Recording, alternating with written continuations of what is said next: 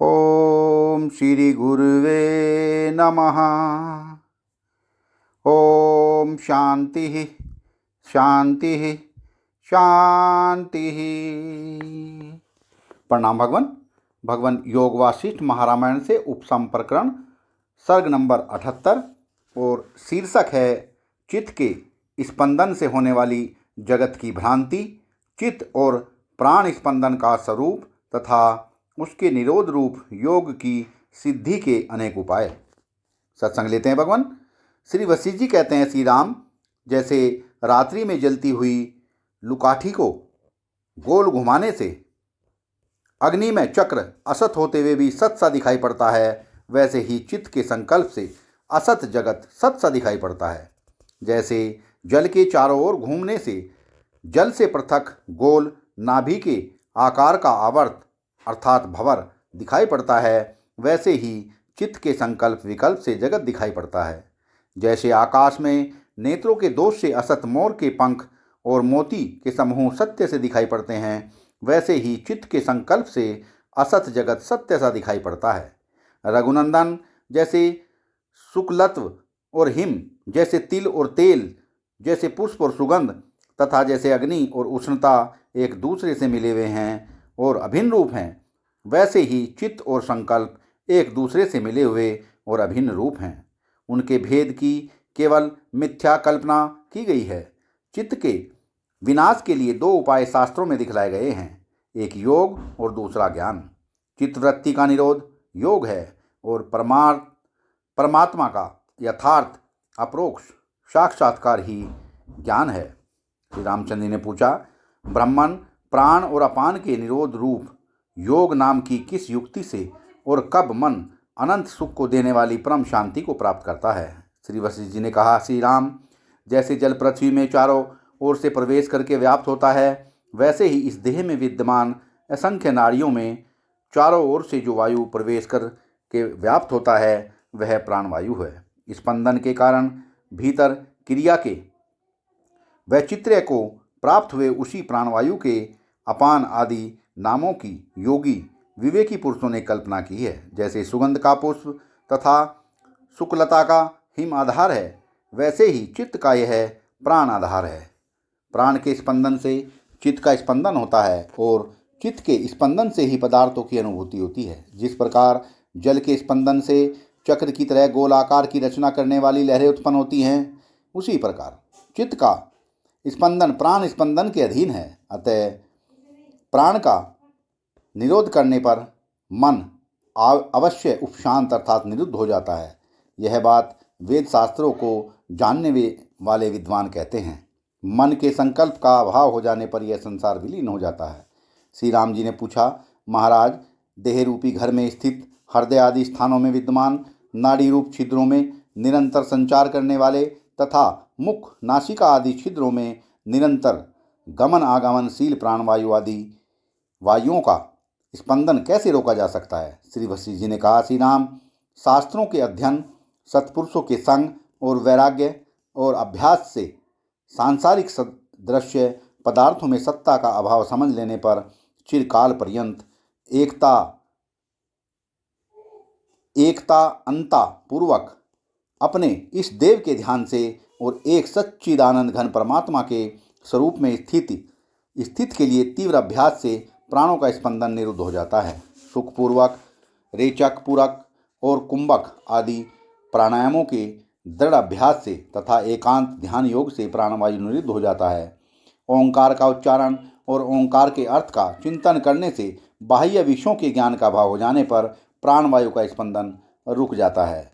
रेचक प्राणायाम का दृढ़ अभ्यास करने से विशाल प्राणवायु के बाह्य आकाश में स्थित हो जाने पर नासिका के छिद्रों को जब प्राणवायु स्पर्श नहीं करता तब प्राणवायु का स्पंदन रुक जाता है।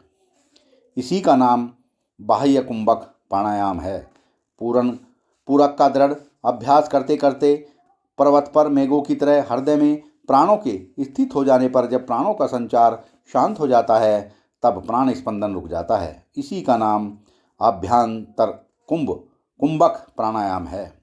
इसी का नाम अभ्यंतर कुंभक प्राणायाम है। कुंभक की तरह कुंभक प्राणायाम के अनंत काल तक स्थिर होने पर और अभ्यास से प्राण का निश्चल स्तंभन हो जाने पर प्राणवायु के स्पंदन का निरोध हो जाता है। इसी का नाम स्तंभ वृत्ति प्राणायाम है।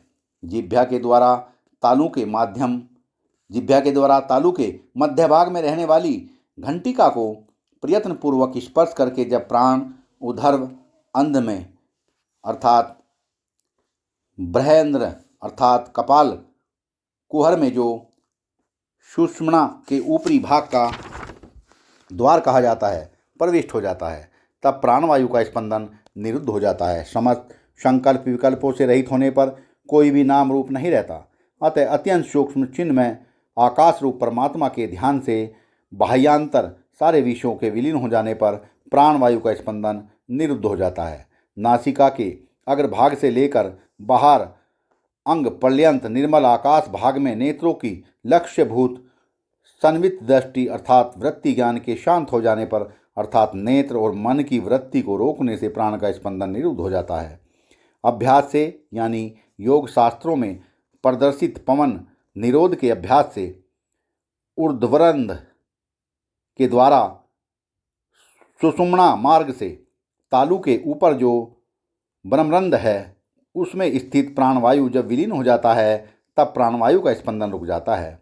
भ्रकुटी के मध्य में चक्षु इंद्रिय की वृत्ति के शांत होने से आज्ञा चक्र के में प्राण के विलीन हो जाने पर जब चिन्ह में परमात्मा का अनुभव हो जाता है तब प्राणों का स्पंदन रुक जाता है। ईश्वर के अनुग्रह से तुरंत उत्पन्न हुए दृढ़ीभूत तथा समस्त विकल्प पाशों से रहित परमात्म ज्ञान के हो जाने पर प्राणों का स्पंदन निरुद्ध हो जाता है। मननशील श्री राम हृदय में स्थित एकमात्र चिन्मय आकाश स्वरूप परमात्मा के ज्ञान से विषय वासना के अभाव से और मन के द्वारा परमात्मा का निरंतर ध्यान करने से प्राणों का स्पंदन निरुद्ध हो जाता है।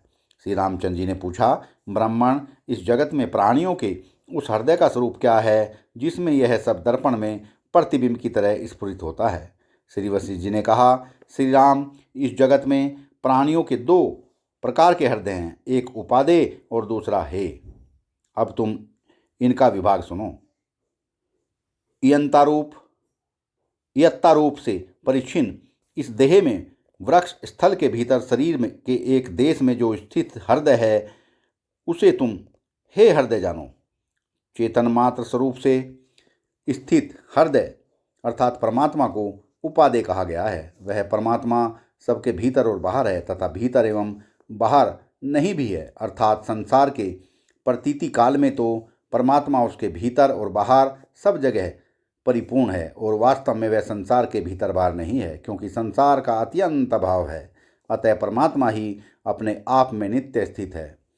वह उपादेय परमात्मा ही प्रधान हृदय है, उसी में यह समस्त जगत विद्यमान है। वही समस्त पदार्थों का दर्पण है, अर्थात उसी में यह संसार दर्पण में प्रतिबिंब की ज्यों संकल्प रूप से स्थित है और वही संपूर्ण संपत्तियों का कोष है। श्री राम, चेतन परमात्मा ही सभी प्राणियों का हृदय कहा जाता है। जड़ और जीर्ण पत्थर के सदृश देह के अवयव का मांस खंड रूप एक अंश वास्तविक हृदय नहीं है। इसलिए चेतन स्वरूप विशुद्ध हृदय परमात्मा में वासनाओं से रहित होकर बलपूर्वक चित्त को लगाने से प्राण का स्पंदन निरुद्ध हो जाता है।